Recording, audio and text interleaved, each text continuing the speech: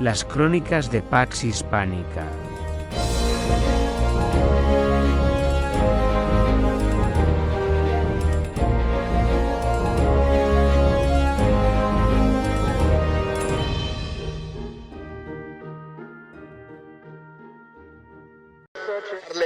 Saludos Pax Hispanos, bienvenidos a un nuevo episodio de esta segunda temporada de las Crónicas de Pax Hispánica, programa en formato podcast destinado a desmentir la leyenda negra y tratar diversos temas de la historia de la hispanidad. En el programa de hoy colabora con nosotros el siempre bienvenido y ya conocido por la audiencia Jaime de Comunidad TV y Reunificacionistas.org. Saludos, Jaime. Saludos, Pax, ¿qué tal? Y por supuesto, el invitado especial de hoy es el dueño de la cuenta de TikTok que ha ganado tantos seguidores y se ha hecho tan viral en tan poco tiempo de El Otro Lado de la Moneda. Saludos, Jorge. Pues muchos saludos a Capitán, muchísimo gusto tenerlo aquí ustedes dos acá, de veras, estoy muy honrado con esto. Ha sido muy interesante porque hemos estado en contacto con Jorge y yo hemos estado en contacto este tiempo atrás y bueno, me ha llamado la atención, tú vienes desde el antiguo virreinato de Nueva España, ¿verdad? Así es, así tal cual, porque del antiguo y dividido actualmente Virreinato de la Nueva España, hombre, el más próspero, pero ahorita no tan próspero, vaya. Bueno, lo primero de todo, darte la enhorabuena por el éxito que está teniendo tu canal de TikTok. Has tenido, un montón de suscriptores, has crecido un montón en muy poquito tiempo y la verdad que haces unos vídeos súper interesantes. No, pues muchas gracias. Mira, a mí lo que más me alegra es que ha recibido mucho apoyo, no solamente en España, sino que muchísimo apoyo aquí en lo que fue el virreinato, desde México, Nicaragua, Honduras. Siento que es muy, muy bueno, porque lo más importante es empezar a desmentir en esta área del mundo hispano, todas las mentiras que se propagan con el gobierno. Exacto, para nosotros además, para cualquier hispanista, es muy importante que haya gente que defienda estas ideas en todas las partes de la hispanidad, precisamente. Entonces, haber encontrado a gente, ya te digo, del antiguo virreinato de Nueva España, pues nos complace un montón, ¿verdad que sí, Jaime? No sé si Jaime nos está Sí, escuchando. por supuesto, no, que lo tengo silenciado para que así en el sonido sea más nítido. Hombre, por supuesto, Pax, ver gente joven que tan pujante y que además en una red social tan viral como es, por ejemplo, TikTok, es todo una satisfacción y además que tiene un fan, por supuesto, de ese canal que además aprendemos mucho. La verdad que se aprende mucho. Quería empezar preguntándote, Jorge, ¿cómo se están tomando en tu país o bueno, en las distintas cuentas de TikTok que parece que les molestan los hispanistas, cómo se están tomando tus vídeos? ¿Estás recibiendo muchas críticas? ¿Están hablando mucho de ti? Pues yo lo que vería es que es parte de la principal razón por la que, por ejemplo, yo comento de que, pues, que soy del virreinato, bueno, soy de lo que fue el virreinato, es principalmente porque cuando yo hablo de México, los haters mexicanos me llaman guatemalteco. Y si hablo de Guatemala, mis haters guatemaltecos me llaman mexicano. Y si hablo de Honduras, yo siento que hay mucha crítica de nacionalista porque el nacionalista le duele saber que, pues, realmente su pequeño país no es milenario, no tiene miles de años existiendo, es un país relativamente nuevo que nació básicamente por accidente de un colapso de un imperio, y cuando yo comento eso, pues les duele. Entonces yo creo que ha habido una reacción para el nacionalista de mucho como incomodidad, pero por otra parte, gran parte del mundo hispano en esta región siento que ha estado muy callado históricamente, nunca se le ha dejado participar políticamente, nunca se le ha dejado hablar, y entonces creo que por eso también recibido buena percepción y buenos comentarios por otra parte. Entonces creo que está dividido entre los que nunca han podido hablar y los que siempre han podido hablar, que no les gusta que se pueda hablar de no siempre a favor de lo que siempre se ha obligado a estar a favor de. Claro, has nombrado el nacionalismo que hay en los países existentes hoy día en el antiguo territorio de la Nueva España, que serían un poco México, Guatemala, Honduras, algunas regiones de Estados Unidos. En realidad, el virreinato era todavía más grande porque llegaba hasta Islas Filipinas, ¿no? Pero sobre todo estos países, México, Guatemala y Honduras, ¿qué está pasando con el nacionalismo?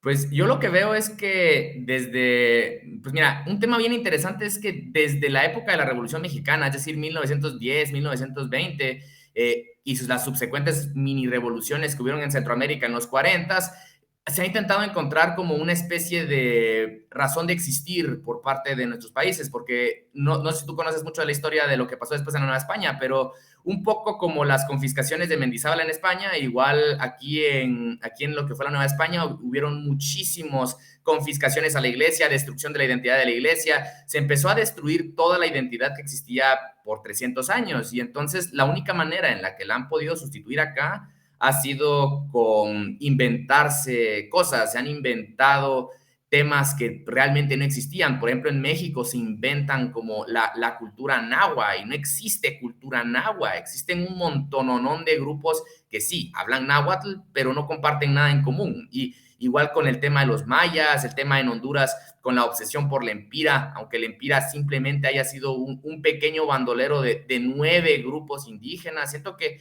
pues ahorita el tema acá es de que los nacionalismos se han creado porque como destruyeron la identidad de acá, pues han dejado un vacío. Y cuando dejas un vacío tienes que agregar algo, porque si no, no hay nada que legitime la existencia de tu gobierno y de tu país.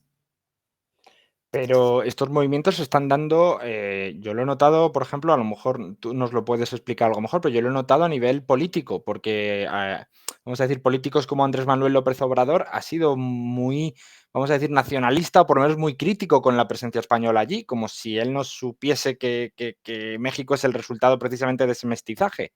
Pero mira, yo ahí sí diría una opinión un poquito distinta, que mucha gente, pues, que no vive, por ejemplo, en México, ¿no? Ve como López Obrador y dice, no, pues sí, él es antiespañol, pero realmente él no está creando nada nuevo. De hecho, la filosofía de él, que es el de la cuarta transformación, literalmente es hacer copio y pega de la tarea anterior, del gobierno anterior de Lázaro Cárdenas, porque en los 40 esta ideología que tiene López Obrador ya existía. Ya existía ese pensamiento como que México es ancestral y que solamente hubieron 300 años muy cortos de donde llegó España y lo sacamos todo y se fue todo el español. Yo creo que este resurgimiento que ha habido ahorita tiene más que ver con el hecho de que estos gobiernos saben que ya es suelo fértil acá, porque como te decía, en los 1800 se elimina la identidad católica, se intenta eliminar la identidad católica, en los 1900 se intenta imponer una identidad nacional, falla esa cosa y ahorita está volviendo a resurgir con gente como López Obrador, pero López Obrador, por ejemplo, él no acaba de crear este odio, esto es algo que ya se ha llevado, ya lleva 80 años, vaya. Pero sin embargo, la gente en México, por ejemplo, es más de la opinión de Obrador, o sea, tienden a pensar que España les ha, o sea, que la pobreza que pueda tener hoy día México, que desde mi punto de vista no es tan traumática como la que puedan tener otros países de la Hispanoamérica, tienden a pensar que es culpa del pasado español, por ejemplo. Eso sí es cierto, pero yo creo que ahí sucede un fenómeno interesante, que es que sucede el fenómeno de la amnesia política, que sí, mucha gente culpa a España, pero es algo que, por ejemplo, yo muchas veces digo acá que es un poco políticamente incorrecto, pero si la mayoría de gente no sabe quién fue su papá, mucho menos van a saber cómo era México hace 100 años y qué pasó hace 100 años que influye ahora. Entonces, ahorita como pensamiento que no tenemos idiomas indígenas por España, que es que España nos eliminó nuestras tradiciones, todo eso, sí tienes razón que es más reciente el culpar a España por estas pequeñas cosas, pero sí ha sido desde siempre el culpar a España del atraso. De hecho, por ejemplo, algo muy interesante y olvidado en la temática es que en las independencias empieza a salir una corriente filosófica que es la que gana la Revolución Mexicana, que es que el problema de España no fue que respetó los idiomas indígenas y las tradiciones indígenas. De hecho, eso no sé si lo conocías, que de parte de los pensamientos de mejorar la raza de la época de la Revolución tienden que ver con que culpan que nosotros somos pobres porque es que España no eliminó lo indígena. Y entonces el PRI le iba a tocar eliminar lo indígena. Entonces, el PRI se puso la misión de eliminar los idiomas que España no tiró, de quitar las tradiciones prehispánicas que España no quitó, de quitar todo eso que no se quitó porque nosotros estamos atrasados por ellos. Y cuando falló ese proyecto, ahora se culpa que España fue el que los quitó esas identidades, pero no, o sea, las quitó nuestro gobierno culpando a España. Y ahorita saber qué tontería van a sacar, va a salir mal y ese resultado lo vamos a culpar a España. Es brutal. Bueno, también te voy a decir, no os desesperéis por eso, porque eso es típico de los hispanos. Aquí en España también lo hacen. O sea, aquí en España cuando algo va mal, es habitual culpar, lo único que, claro, nosotros no hemos tenido un invasor reciente, o entre comillas reciente, es decir, no podemos culpar a los romanos de nuestras desdichas, tampoco podemos culpar a los franceses, pero sí es habitual culpar a periodos o a gobernantes anteriores. No, es que esto me viene del mandato anterior, o esto me viene del periodo anterior, o esto me viene de cuando Franco, o esto me viene... Es decir, eso lo hacen aquí, o sea, que es algo típicamente hispano. Sé que es un fastidio para todos, pero esto ocurre yo creo que en todos los países hispanos. Lo único que en el caso de América, pues el enemigo pues suelen ver a España. También a Estados Unidos, ojo, pero a Estados Unidos sí tiene cierto sentido, porque Estados Unidos ha usado, sobre todo el sur de América, lo ha usado casi como si fuese su patio trasero. Recordemos, algunas intromisiones políticas, como pueden ser, el Plan Cóndor, la doctrina Monroe, en fin. Ha tenido ahí bastantes intervenciones, los experimentos con el sífilis en Guatemala, por ejemplo, se me ocurren, que han sido además muy destructivos. Entonces, es normal que la gente tenga una mala imagen de Estados Unidos. Pero yo con el caso español no termino de verlo. Es decir, los hispanos, me da la sensación de que cuando hablamos nos sentimos con una relación muy fraternal. No sé si tú tienes esa misma sensación. Por supuesto, yo lo que veo es de que somos un gran macropaís, somos un gran macropaís dividido. Yo creo que somos el mismo idioma, la misma costumbre, la misma historia. Creo que todos sí percibimos como una especie de, pues, de que existencia fraternal. Y sí, muchos de mis haters, por ejemplo, me dicen que no, es que tú eres un lamebotas a los españoles. Y digo, no, compañero, o sea, si nos vamos a ver ese término horrible, pues es con todos los hispanos, porque pues todos somos el mismo país. Y tal como hay de vez en cuando algún español que es racista, igual hay un montón de nacionalistas racistas en Hispanoamérica. O sea, todos. Exacto. Por otro lado, me comentabas que el nacionalismo tiende a crear personajes inexistentes para, de alguna manera como para mantenerse a flote. Cuéntame, ¿podrías desarrollarme un poco esto? A ver. Claro, pues mira, como parte de lo que te decía es que durante los 1860, breve contexto histórico, todo México, Guatemala, Honduras, Nicaragua y todo demás, hay las reformas liberales y lo que hacen es destruir la iglesia. Empiezan a destruir la iglesia y empiezan a destruir también lo indígena. Y entonces lo que sucede es de que, pues bueno, si quitamos la iglesia y la iglesia es lo único que justifica la existencia de nuestro país, ¿qué hacemos? Y entonces empiezan a inventarse historias y personajes para como decir, no, es que no nos une el catolicismo, nos une el legendario, y te puedes agregar el que sea, los legendarios niños héroes en México, el legendario Tecunumán y Caibil Balam en Guatemala, el legendario Lempira en Honduras, y realmente son personajes que son tan basados en hechos reales como decir que Spider-Man está basado en hechos reales. Solo porque a un niño perdedor lo mordió una araña en Nueva York, no significa que el resto de la película es verdad. Lo mismo es con la mayoría de estos personajes. O sea, tú miras, por ejemplo, en Guatemala, la idolatría que le tienen, por ejemplo, a Tecunumán, y Tecunumán no hay ningún resto histórico que existió, pues simplemente es que agarraron algún cacique quiché de la época y dicen, no, fue legendario. Igual que los niños héroes es un invento mexicano. O sea, donde estaban era una cárcel. Lo más probable es que esos niños héroes eran simplemente o los guardias de la prisión o los propios prisioneros, pero se busca como maquillar, inventarse, reescribir una historia para decir como ignoremos el hecho de que deberíamos estar unidos, porque la realidad es de inclusive con la independencia deberíamos de estar unidos. Y el hecho que no nos hemos unido, ya sea por Estados Unidos, por mediocridad nuestra o lo que sea, es un tema que es muy incómodo para el nacionalista. Entonces puede que quiera inventarse como que México y Guatemala no son el mismo país porque tenemos X héroe que me acabo de inventar distinto. En vez de decir, bueno, fue un error que no somos un país de nuevo. Pero estos sucesos, digamos, que nos hablas, ¿no? Esta idea de, has dicho tú, mantenerse a flote, ¿no? Creando de alguna manera, pues, vamos a decir, personajes míticos para inventarse una resistencia. Sí, Ajá. sí. Pero es que creo que se ha cruzado el audio. Pero bueno, sí, continuamos. Te decía que este nacionalismo, digamos, que está, de alguna manera está creando esos personajes inexistentes que tú decías, ¿no? Para mantenerse a flote y demás. Yo quería preguntarte, ¿este tipo de sucesos, este tipo de eventos están relacionados también con esa filosofía indigenista que está azotando tan fuerte a toda la América española? Así es.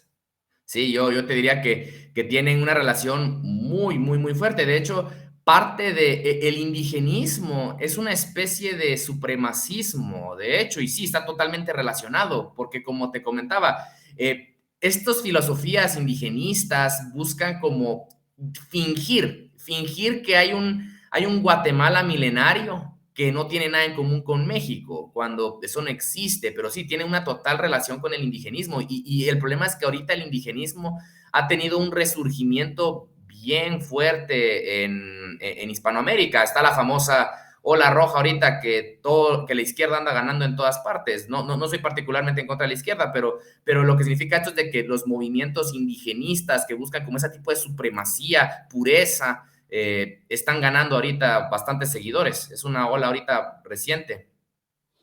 Aquí igual Jaime nos puede también comentar algo. Esta ola indigenista de la que hablas tú, Jorge, que está ocurriendo en tu país, tiene también un paralelismo, del mismo modo que has hablado de ese paralelismo con las desamortizaciones de Mendizábal en España, que también ocurre de una manera similar en el caso de México. Estas olas, vamos a decir, indigenistas o de exaltación de lo que ellos consideran originario o lo que es más local, o están ocurriendo también en España. Entonces, aquí seguramente Jaime pues, nos pueda completar un poco. Hablo, por supuesto, de los independentismos que estamos sufriendo en España. Es Sí. verdad que no están atravesando su mejor momento, pero no sé, Jaime, si tú lo ves igual.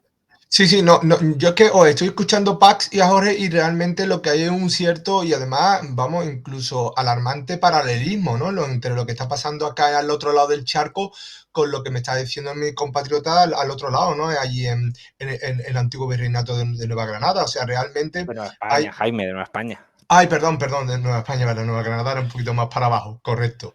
De Nueva España, ¿no? O sea, realmente lo que hay es una especie de intentar fraccionar, ¿no? Una balcanización, es un término tan usual, tan moderno, de querer segmentar lo que eran territorios extensos y potentes y además diplomáticamente muy influyentes en la época, con un periodo de balcanización, como digo, en el cual se haga un reduccionismo territorial, con lo cual para darle sustento y para darle identidad hay que literalmente, como ha dicho nuestro amigo, realmente inventarse o reinterpretar la historia, cuando no está más lejos que de toda realidad. Tanto los procesos nacionalistas en España como los procesos incluso también nacionalistas en Hispanoamérica parten de premisas que yo incluso tacharía de racistas, identitarias, supremacistas en este aspecto, pero que si nos ponemos realmente a pensar y nos ponemos literalmente a reflexionar, solo viene de intereses anglosajones. Realmente el único gran imperio, la única gran comunidad que está sufriendo en la actualidad un proceso de balcanización es el mundo hispano, porque todos los demás, sin embargo, los demás de las potencias mundiales, hablo del eje asiático, hablo del eje ruso, chino, hablo de incluso el mundo anglosajón, se está uniendo. O sea, que vamos contracorriente y además por eso tan importante la labor que está haciendo Jorge de sacar a la historia en un movimiento tan mal llamadamente indigenista, porque incluso en México el movimiento zapatista lo que estaba era reminisciendo, era reivindicando esa expropiación que se produjo con las mal llamadas independencias, incluso también de los derechos de los nativos. O sea que creo que realmente hay mucha tela que cortar. Bueno, no sé si quieres contestar un poco, Jorge. Sí, yo estoy muy de acuerdo con lo que comentas. Pues ya de hecho, parte de lo que dices es tan cierto que un dato interesante en México es que, no sé si ustedes conocían, pero en México en los 1860, durante el mismo tiempo en el que Dominicana vuelve a integrarse a España, México, gran parte de los mexicanos pide volver a traer un emperador de la familia gobernante española, bueno, muy antigua, ya no la Borbón, la Habsburgo, para regresar a ver un imperio mexicano. Y de hecho algo interesante y que se intenta ignorar por parte de la Secretaría de Educación Pública es que quienes más apoyaron el regreso del imperio eran los indígenas. Las dos manos derechas del emperador Maximiliano era un indígena otomí y un mestizo. O sea, eran que Miramón es el indígena y Mejía es el mestizo. Y es porque lo que tú comentas, que la mayoría de indígenas ha buscado reclamar sus derechos que se les quitó con la independencia, con las confiscaciones, con muchas leyes muy controversiales. Por ejemplo, En Guatemala, aquí estoy el caso de Guatemala y de México, que en Guatemala se culpa mucho a España porque dicen que España es la razón por la que el indígena no tiene tierra y anda tan atrasado. Pero esta gente no ve que en sus billetes de 5 quetzales tienen como héroe al tipo que literalmente está en escrito que les quitó las tierras a los indígenas para regalárselas a alemanes, estadounidenses, con el decreto 170. Ese decreto es el que esclavizó al indígena, no fue en la Nueva España, pero como la gente no conoce sus héroes, no conoce su historia, lo tienen en el billete de 5 quetzales como qué orgullo. Y en el caso mexicano es lo mismo, son la ley Tejeda, las leyes de Juárez, los mismos tipos que tienen sus apellidos en las ciudades más importantes de México, que todas las calles en todas las ciudades tienen sus apellidos, que tienen en billetes. Esa gente es la que le quitó al indígena. Y puedo que tú comentas, es tan cierto. Todos los movimientos rebeldes del gobierno indígenas han reivindicado los derechos que tenían en el imperio. Todos. Sin embargo, a día de hoy vemos que precisamente nos pintan el indigenismo como una especie de rechazo hacia lo propiamente hispano, ¿no? Sobre todo más que a la hispanidad, yo veo como un rechazo hacia el catolicismo. No sé si es que habrá algún interés específico o no, pero lo que sí me llama mucho la atención, y ahora nos concretas en el caso de México si ocurre igual, aquí otros invitados que han venido, sobre todo desde Argentina, nos han hablado de que existen movimientos indigenistas, que en el caso de Argentina, pues sobre todo son los mapuches, que buscan de alguna manera mayor autonomía y casi una independencia, intentando formar su propio país. No sé si llegarán a tanto, a solicitar tanto, pero parece ser que van en esa línea, ¿no? Quedarse con una parte de los mapuches, quedarse con una parte de Argentina y una parte de Chile. Entonces, claro, al final es una fragmentación, que es un poco lo que nombraba Jaime antes.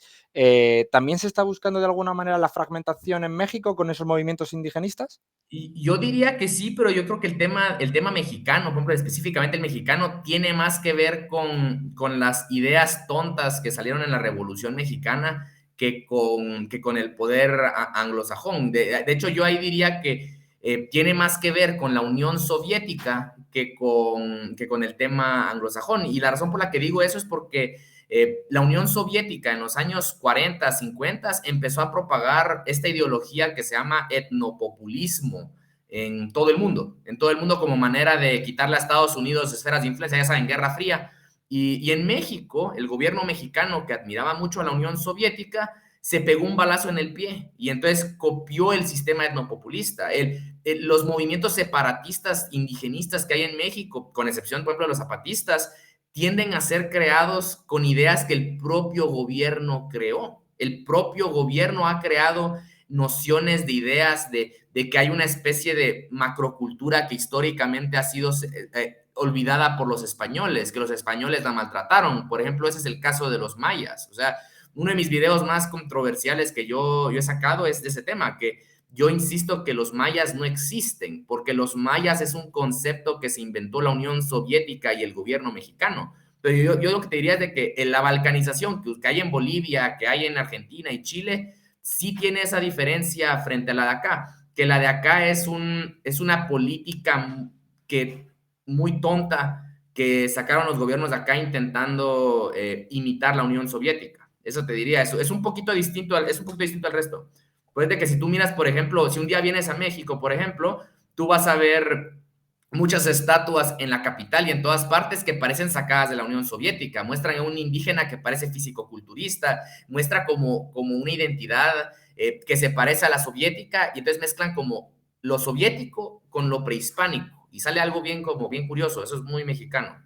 Bueno, en relación a lo que dice Jorge, por introducirlo un poco a la audiencia, si no está muy puesta en el tema, durante la Guerra Fría hay un intento tanto de Estados Unidos como del bloque soviético por controlar territorios para acabar convirtiéndolos en una especie de repúblicas satélites de esas potencias, ¿no?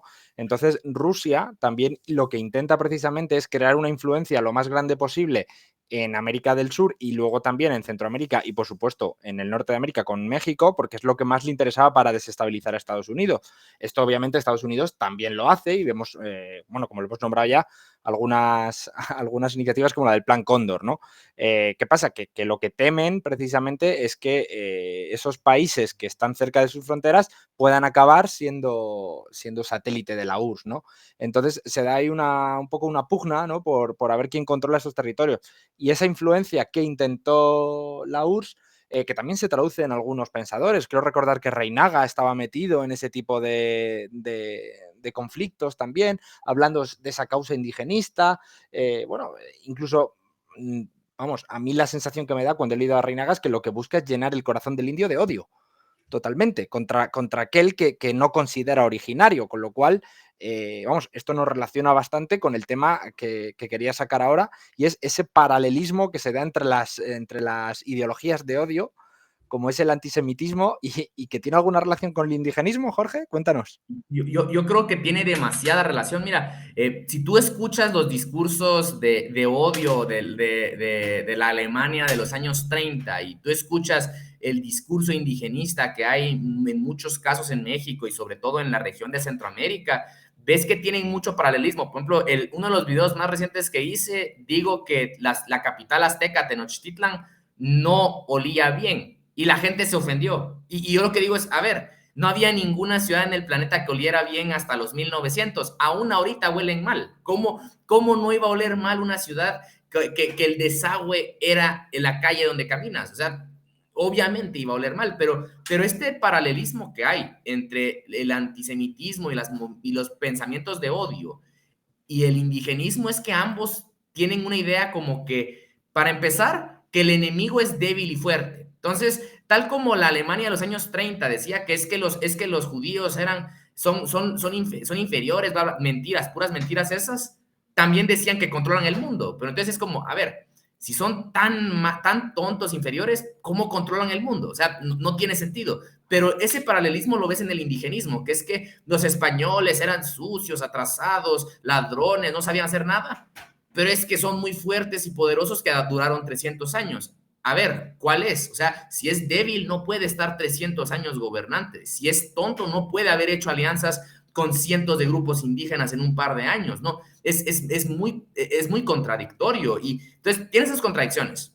Y de ahí tiene la idea como de que una nación milenaria. Por ejemplo, si tú escuchas los discursos de los nacionalistas de los años 30 en Alemania, en Italia, te sacaban la idea como que existía una Alemania de 1000 años, que existía una gran Alemania y que es culpa de esos invasores extranjeros que esa Alemania no existe y nunca existió esa Alemania. Pero lo mismo ves con el indigenismo. El indigenismo habla de un imperio maya, aunque nunca existió un solo imperio ahí, que dicen que es milenario y que es que los invasores extranjeros españoles, porque le llaman invasión, lo destruyeron. Y nada que ver, no hubo ni imperio maya y los españoles fueron los que unieron la región. Pero entonces, yo veo que el paralelismo es de que buscan que nuestra nación es pura. De hecho, si tú miras los comentarios de mis haters, muchos de ellos se llaman a sí mismos nativos 100% puro y es igual de absurdo que se llamen nativo puro como que alguien se llamara ario puro. Es absurdo, no existe esa pureza, no existe esa inocencia de un grupo y que el otro grupo es malvado, pero hay mucho ese paralelismo, que es como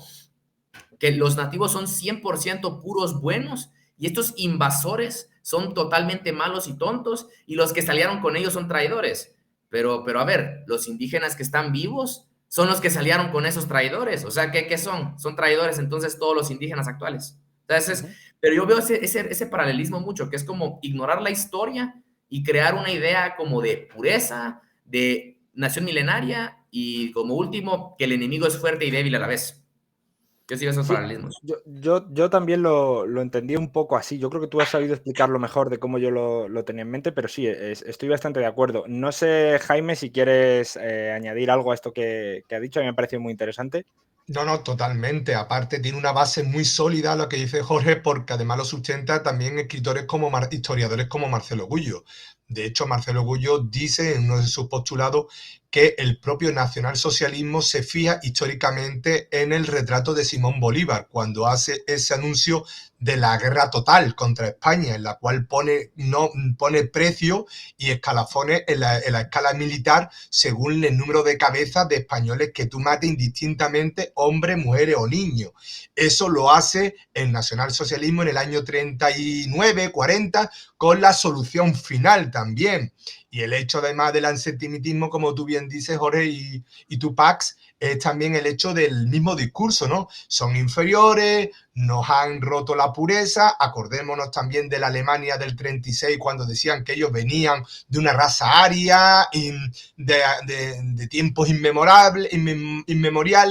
Va en colación con lo que ha dicho nuestro amigo Jorge, con la pureza y el aspecto milenario, ¿no? En este aspecto de los aztecas o de ciertas culturas que se idolatran por encima de otras, o el discurso tan fácil de los españoles nos robaron o los judíos nos robaron, ¿no? O sea, es que las similitudes son tremendas, ¿no? Y aparte hay digamos que encima hay una contradicción, ¿no? Que es que hablan de pureza cuando, sin embargo, son movimientos que postulan por el mestizaje, por la multiculturalidad.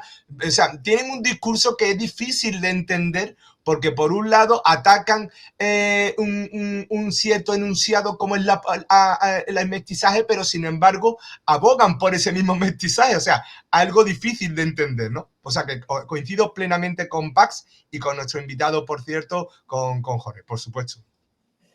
Vamos ahora con el siguiente tema, que también me ha parecido muy interesante, porque lo ha mencionado Jorge en una conversación que teníamos por WhatsApp antes de empezar a grabar, que me ha hablado del narcisismo de las pequeñas diferencias. ¿En qué consiste esto, Jorge? Cuéntanos. Pues, el narcisismo de las pequeñas diferencias es un fenómeno que es que cuando dos grupos de personas son muy igual, son idénticos, son casi idénticos, pero por alguna razón no forman del mismo grupo, empiezan a justificar que son diferentes por cosas muy banales. Entonces, ¿qué voy con eso? Por ejemplo, México y Guatemala, como decía, son idénticos. Tienen hasta los mismos grupos indígenas, el mismo idioma, el mismo conquistador, los mismos conquistadores, todo igual.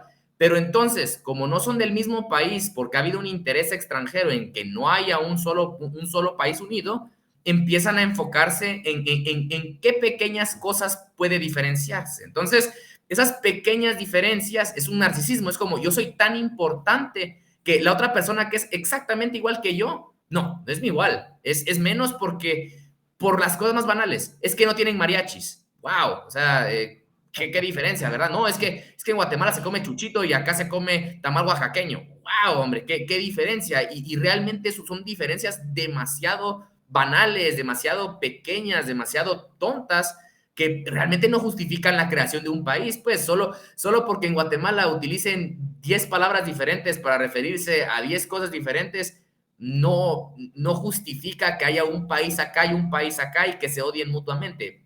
No tiene nada que ver. O sea, pero es ese narcisismo, ese narcisismo es muy común en Hispanoamérica, que tú ves como, por ejemplo, cuando hablé de Panamá, mucho colombiano ardido me dice, no, que es que Panamá no existe, y si hablo que Panamá no existe, no, pinche colombiano, pero tú miras Colombia y Panamá y en vez de que ellos vean que tienen 400 años de la misma historia, tienen los mismos conquistadores, la misma historia, el mismo idioma, los mismos indígenas, no, se enfocan en las cosas más banales, se enfocan en que es que acá hay tal comida, es que acá tenemos tal equipo de fútbol, es que, y pues realmente justifica eso que no sea un mismo país, pues no, para nada, pero ese narcisismo, ese como deseo de que creer que tu país es más importante de lo que es, ha hecho que esas divisiones se puedan mantener, porque entonces tú hablas de unión con alguien y si es un nacionalista mexicano, te va a decir, no, es que no podemos aliarnos con esos chapines horribles, porque es que los chapines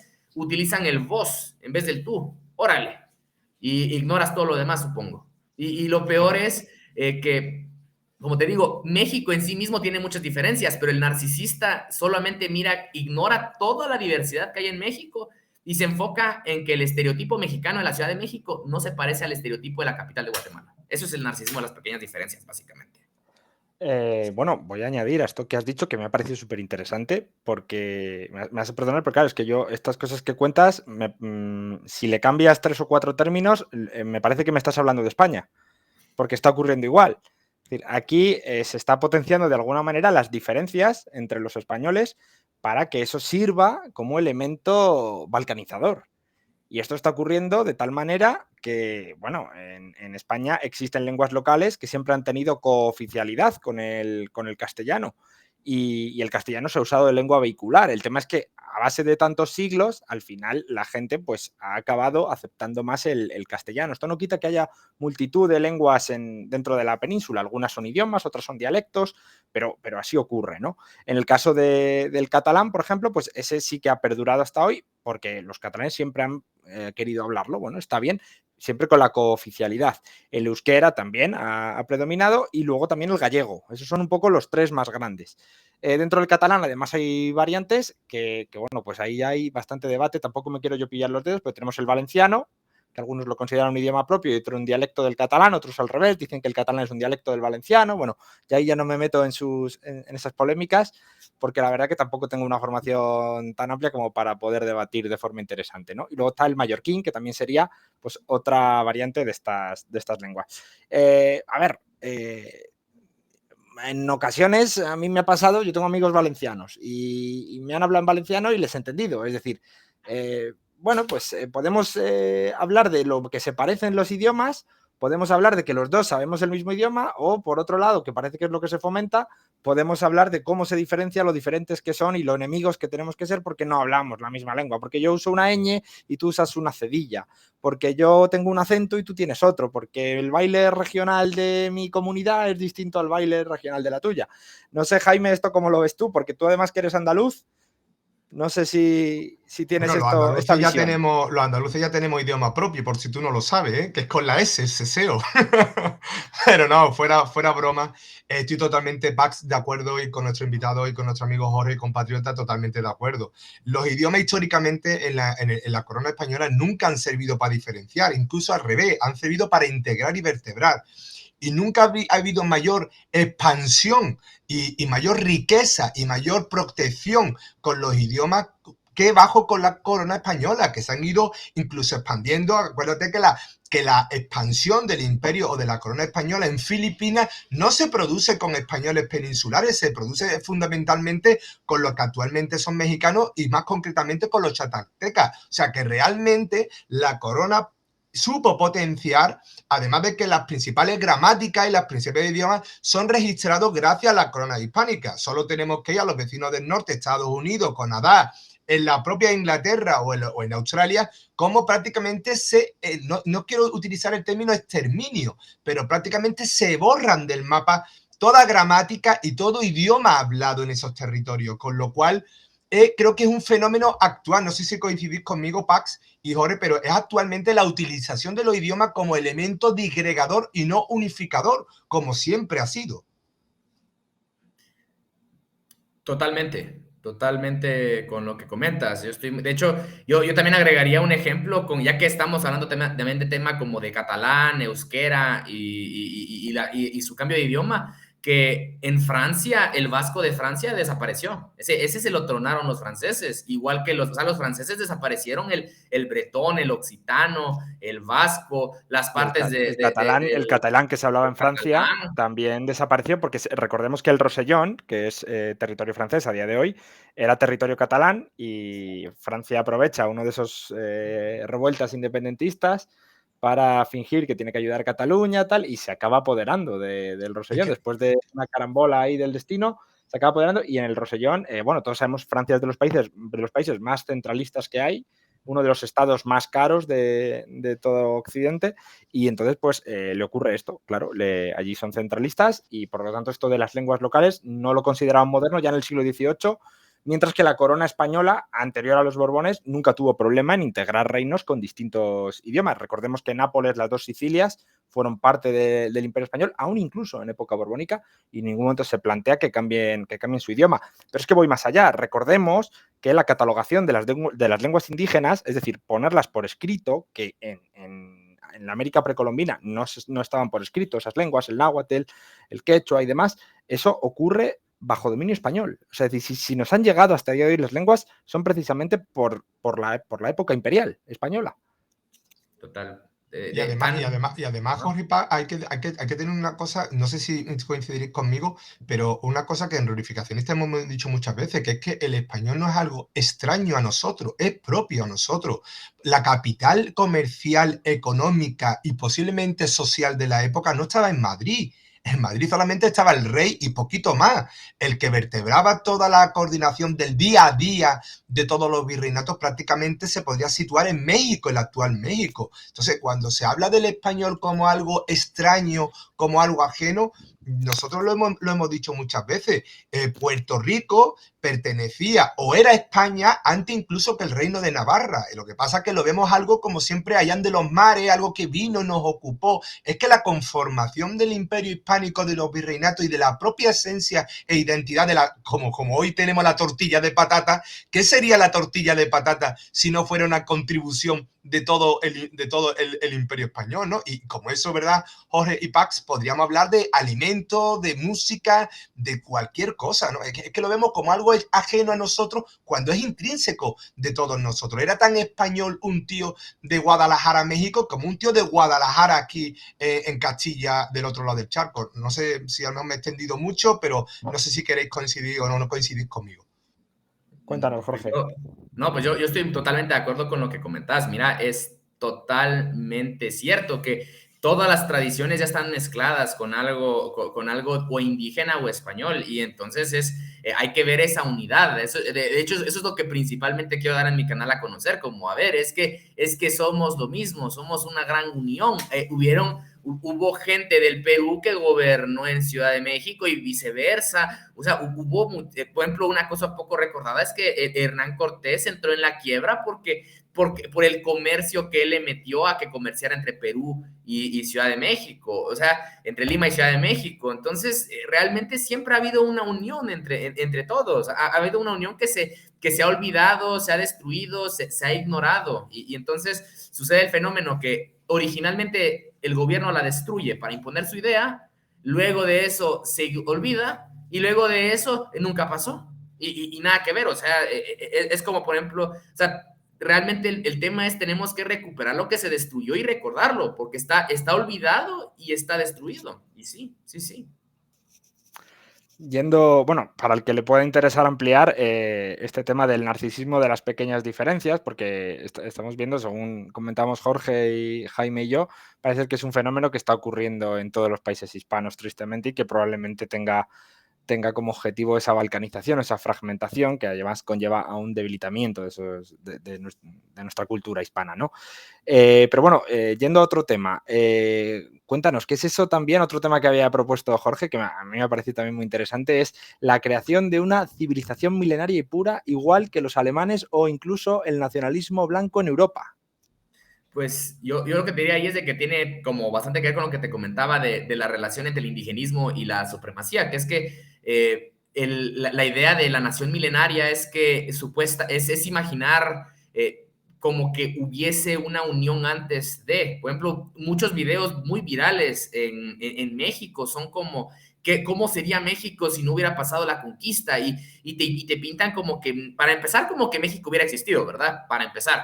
De ahí te lo pintan, pero modernísimo, o sea, te lo pintan así como que fuera Wakanda. Yo le llamo el efecto Wakanda, que es que la gente ve Pantera Negra y piensa, no, pues así seríamos nosotros si no hubiera pasado la conquista, porque es que como todo andaba tan bien antes, ¿verdad? Como existía un México ya antes de los españoles. Eso es lo que mucha gente en México piensa como que previo a los españoles ya existía los Estados Unidos mexicanos que conformaban desde California hasta Costa Rica, y que simplemente llegaron unos españoles y le dieron un clavazo al emperador azteca y se acabó, y nada que ver, ¿no? Los aztecas eran invasores, ¿no?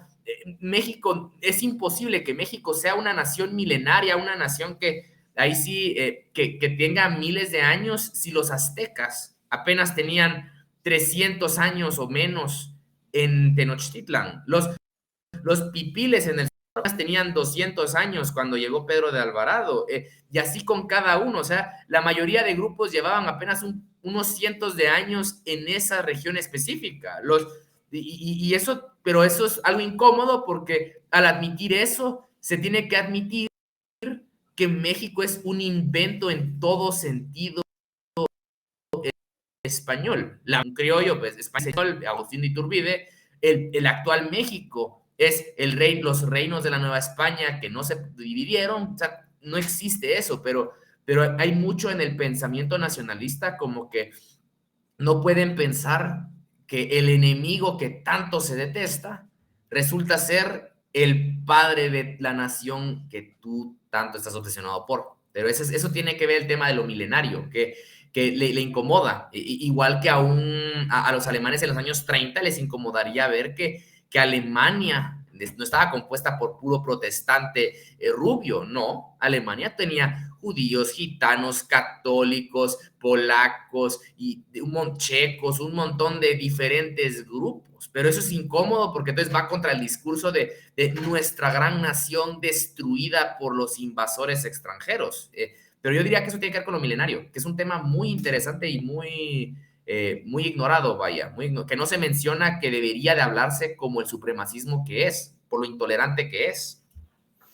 Claro, y ya se me ocurre, hablando de la historia y de qué se entiende por México y de ese rechazo hacia lo hispano, ¿qué imagen tienen los mexicanos, por ejemplo, de figuras como Hernán Cortés o Malinche? Pues tristemente el de la Malinche, por ejemplo, ese sí la tienen muy negativo y es una pena porque inclusive las feministas lo utilizan contra ella de alguna manera, porque entonces en México hay una expresión bien desagradable que es que te llaman malinchista. Eso muchos haters míos me llaman malinchista, porque Lo conozco. eso es para decirte como un traidor, uno que no ama a su país y es como, a ver, nada que ver, la Malinche debería ser un ejemplo a seguir para el mexicano, es una niña que pasa de ser esclava a hacendada, o sea, es alguien que realmente subió la escala social.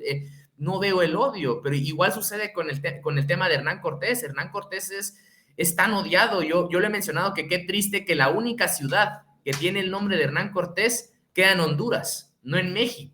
Porque en México pueden tener 3 ciudades Hidalgo, pueden tener 5 ciudades Juárez y todas las calles principales se llamarán Juárez, Tejada, Melchor Ocampo, pero cuidadito y nombras a Hernán Cortés, porque es que es tabú, es que es malvado, es el protagonista, es el antagonista por excelencia y nada que ver. O sea, Hernán Cortés es alguien que es un tema muy interesante, un tema, por ejemplo, olvidado es que Hernán Cortés se opuso a la destrucción de las pirámides de Tenochtitlan. Los que la destruyeron fueron los indígenas enemigos de los aztecas, que por tanto odio que le tenían a los aztecas, no les importó las órdenes de Cortés de no destruir y las mandan a destruir por de nuevo, vencieron al enemigo azteca. Pero pues en general en México, tristemente, a estos dos personajes se les tiene tanto rencor, odio, son sinónimos como de todo lo malo, todo lo feo. Por ejemplo, la tumba de Hernán Cortés, que está a la par del Zócalo,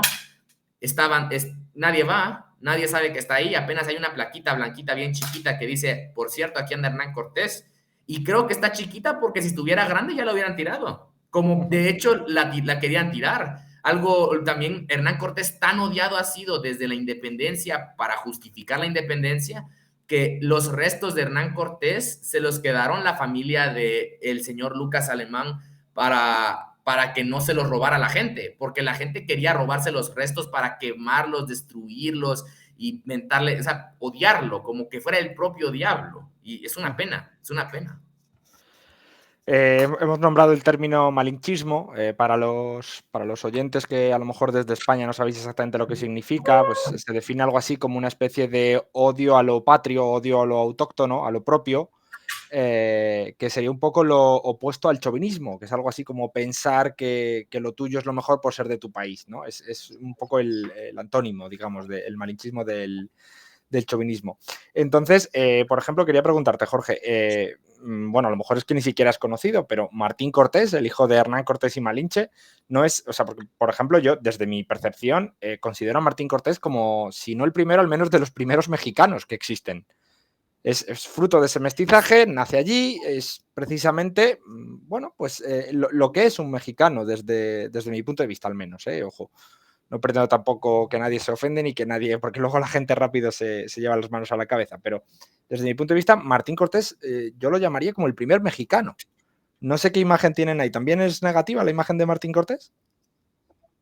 La imagen de Martín Cortés por lo general es una de dos, o no existe, o es el discurso como feminista victimista de es que ese es un hijo de la violación porque es que estos invasores nos violaron y nos dejaron a nosotros, hijos de la violación, somos víctimas e ignoran que el Hernán Cortés hizo y movió el cielo y tierra para que el Papa lo reconociera tan hijo de él como los hijos legítimos de él. O sea, está olvidado, está totalmente, o está olvidado o se usa pura mentira de él diciéndolo como que no, es que el Cortés ni lo reconoció, es que es un hijo de la violación, es una desgracia, eso es prueba que los españoles solo vinieron a violarnos y pues no, pero sí, anda muy ignorado, yo creo que, y anda ignorado porque el tema del mestizaje no cuadraría si el odiado Hernán Cortés es el creador del mestizaje en México, no pega la historia, ¿verdad?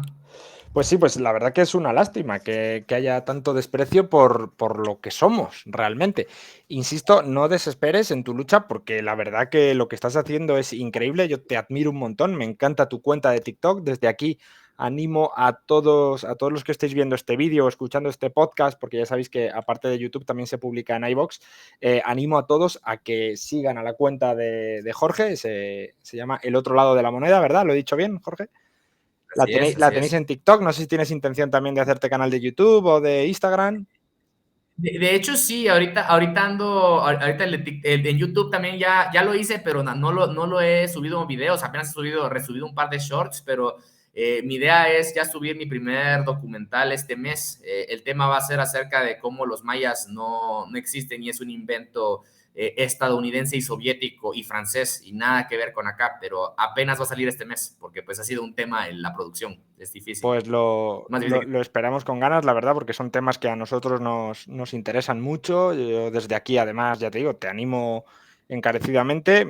Tu canal, la verdad, por supuesto, si recibes críticas, eso es señal de que lo estás haciendo bien. En ese sentido, no te preocupes, porque luego además la gente en TikTok, sobre todo, les gusta mucho pues ese salseo de enfrentarse a gente. Yo también he tenido gente que se ha metido mucho con mi contenido, pero bueno, tengo ahí una técnica que, bueno, me tomo la licencia de sugerírtela por si quieres tú aplicarla también, que es la de contestar sin nombrar. Si contestas sin nombrar, evitas que esa gente que te ataca solamente para intentar conseguir publicidad, aprovechando que has crecido mucho, que es probablemente por lo que lo hagan, consigan su objetivo. Entonces, si tú eres capaz de atacar los argumentos al final sin necesidad de nombrar a esa persona, que es lo que hago yo, es decir, aquellos que me van siguiendo desde hace mucho tiempo ven que muchas preguntas de mi short al final las he seleccionado porque sobre todo en TikTok, en YouTube la verdad no he encontrado tampoco excesivos ataques. Los he encontrado, pero no muchos. Pero en TikTok, que sí que parece siempre que la gente está más dispuesta a ir a la trinchera, pues bueno, pues he contestado a esas cosas, pero claro, siempre sin mencionar, ¿no?, a esa persona, porque yo lo que pienso es que lo hacen también un poco por eso. No, pues sí, yo estoy muy de acuerdo con lo que comentas. Yo, de hecho, lo que he hecho ahorita es no responder a la gente que se me pone a responder, así que veo que solamente me escriben De manera como para irrespetuosa, que yo les dé ¿no? publicidad.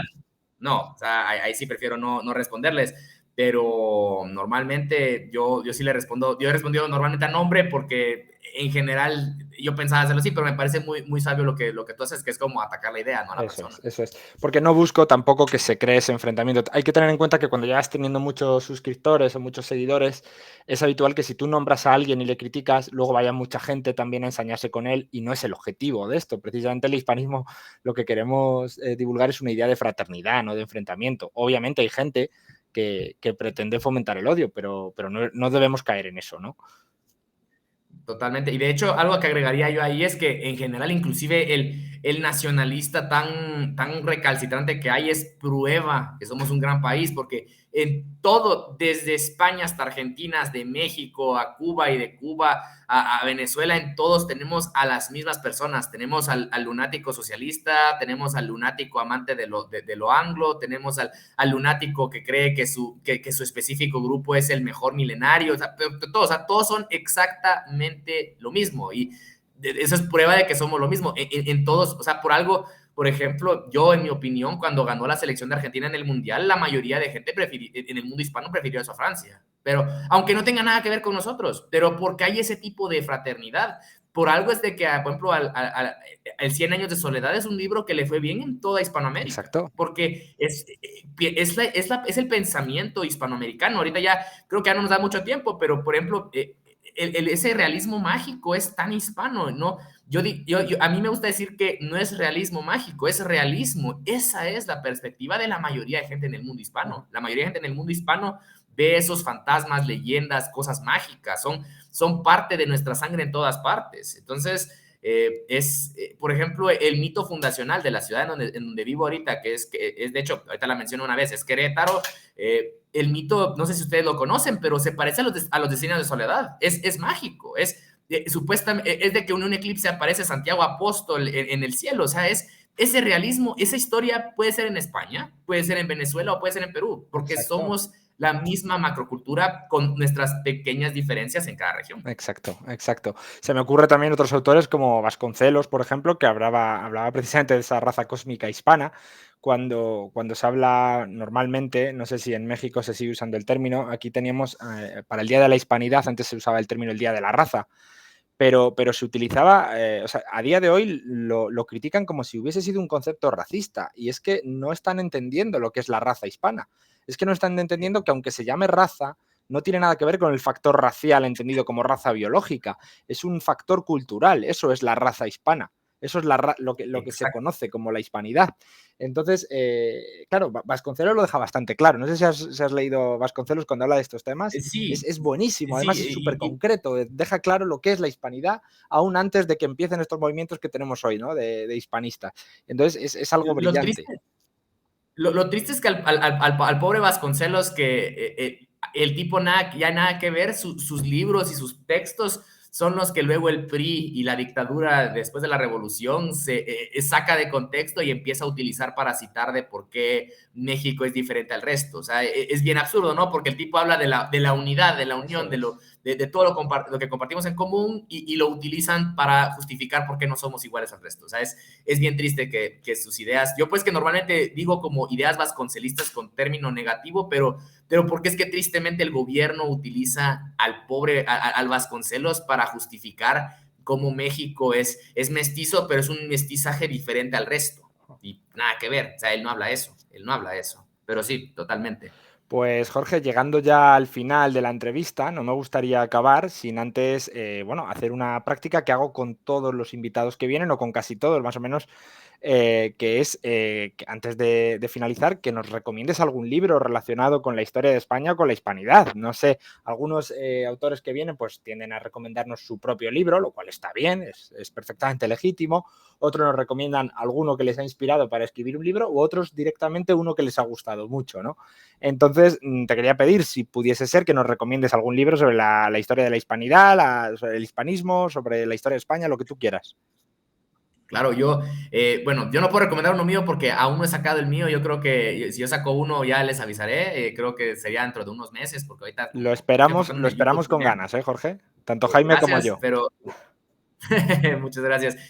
A ver, si les tuviera un libro que a mí me impactó muchísimo con la temática, de hecho, ese libro es el que también me motivó a investigar más acerca del tema de la hispanidad, se llama Hernán Cortés, de José Luis Martínez, y ese libro es un libro poco popular, pero no es un hispanista el señor José Luis Martínez, pero el libro te cuenta a Hernán Cortés tal como era, te cuenta las partes olvidadas, te cuenta que es un ser humano y te lo muestra con pruebas históricas. Yo creo que ese libro es para cualquier mexicano, guatemalteco, porque también en Guatemala está Pedro de Alvarado, también está Cristóbal de hondureño también, de hondureño, guatemalteco o mexicano. ese libro es más que necesario para poder entender nuestra historia, para entender al personaje más importante y a todos los demás, desde Cristóbal de Olid, Bernal Díaz, Pedro de Alvarado, todos aparecen ahí y creo que es muy necesario verlo como una manera como, a ver, estos fueron los hechos, esto pasó, esa es la realidad. Y lo bonito es de que al final da una reflexión el libro que yo no la voy a hacer el spoiler, pero